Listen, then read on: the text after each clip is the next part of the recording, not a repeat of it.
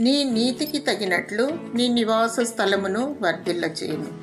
యోబు 8వ అధ్యాయము 6వ వచనం.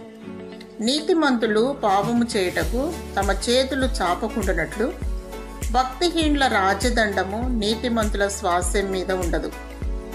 నీతిమంతులు ఆశించినది వారికి దొరుకును. నీతిమంతులు తప్పించుకొందురు. నీతిమంతులు వర్ధిల్లుట పట్టణమునకు సంతోషకరం. నీతిమంతులు భూమి మీద ప్రతిఫలం పొందుదు. నీతిమంతులు సింహము వలె ఉండెదరు. నీతి కొరకు ఆకలి దప్పులు గలవారు ధన్యులు. నీతి నిమిత్తము హింసింపబడువారు ధన్యులు. నీతిమంతులు నిత్య జీవమునకు పోదు.